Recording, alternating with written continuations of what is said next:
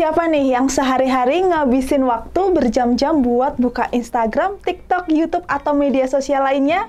Nah, di era serba digital ini, aneh rasanya ya, jika sehari aja kita nggak buka sosial media. Mau itu buat baca berita, nonton hiburan, belajar, bahkan untuk stalking ayang. Nah, nggak cuman itu, banyak juga yang cari-cari rekomendasi makanan yang enak dan viral di media sosial. Seiring perkembangan zaman, kehadiran media sosial membuat kita serba mudah dalam melakukan kegiatan. Bukan hanya untuk berkomunikasi saja, teman-teman. Sosial media juga digunakan untuk senjata membangun brand dan bisnis kita seperti yang dilakukan oleh Bittersweets by Najla. Siapa sih di sini yang nggak tahu Bittersweets by Najla? Toko dessert box yang dipimpin oleh Najla ini sukses membangun monster bisnisnya lewat sosial medianya. Gimana sih cara membangun monster bisnis lewat sosial media seperti Bittersweets by Najla? Yuk kita simak konten bedah bisnis kali ini.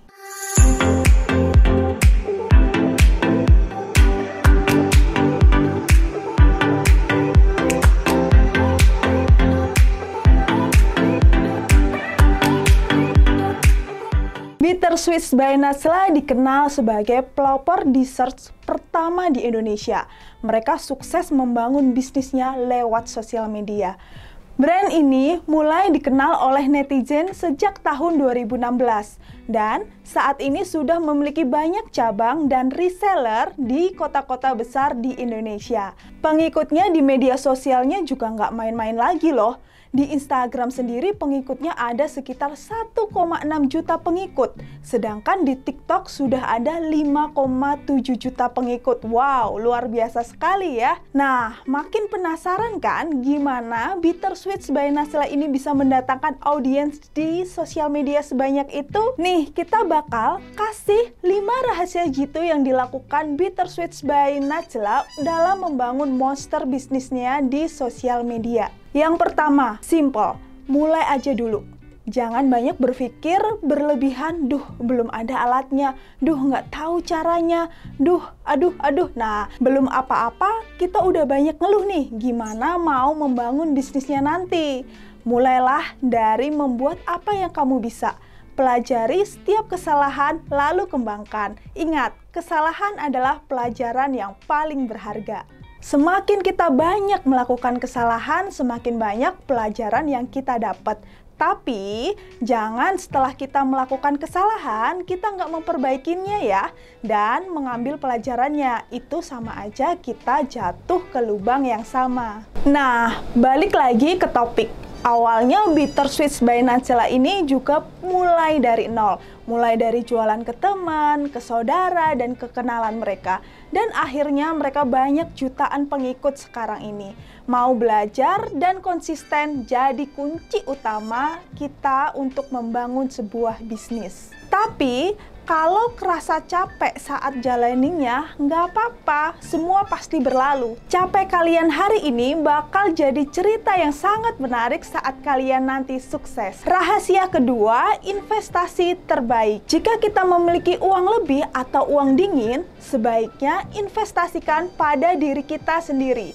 Nah, dengan cara meningkatkan kemampuan kita, itulah investasi terbaik kita. Karena sekencang, secanggih, dan sebagus apapun kendaraan yang kita miliki, ujung-ujungnya akan jadi barang rongsok jika kita tidak bisa menjalankannya. Banyak cara yang bisa kita lakukan untuk meningkatkan kemampuan kita, seperti misalkan nih, magang di para experts, hingga kita bisa belajar banyak dari mereka. Atau kita juga bisa mengikuti kelas-kelas atau webinar yang diadakan oleh para experts, di mana mereka sudah mengantongin sejuta pengalaman manis dan pahit yang siap dibagikan untuk kita. Ambil pelajarannya sebaik mungkin dan kembangkanlah oleh kalian. Seperti kata pepatah, kejarlah ilmu meski ke negeri Cina. Bukan berarti kita harus ke Cina ya untuk belajar, tapi kita harus terus belajar meski harus pergi jauh ke negeri orang. Nah, selanjutnya rahasia ketiga, lakukan riset. Memang terdengar sepele, tapi jangan salah, melakukan riset ini kita akan tahu kemana bisnis kita akan mengarah. Pertama, kita harus tahu nih, kita membuat bisnis ini untuk siapa.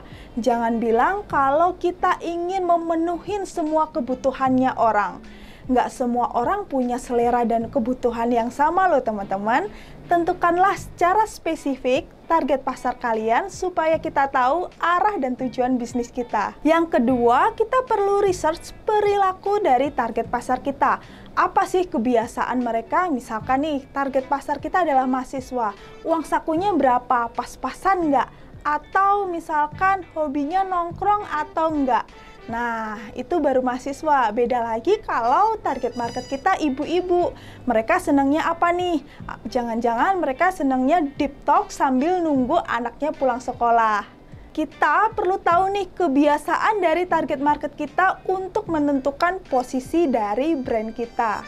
Terakhir, kita harus melakukan research kompetitor kita seperti apa yang sedang mereka lakuin agar kita bisa terus bersaing dengan mereka. Misalkan, McD dan KFC juga melakukan yang sama. Mereka saling mengintip satu sama lain dan melakukan inovasi yang ujung-ujungnya menguntungkan untuk kedua belah pihak. Jadi, kita sudah paham kan mengapa research itu terdengar kecil, tapi ternyata dampaknya sangat besar sekali untuk kelangsungan bisnis kuliner kita. Rahasia keempat adalah personal.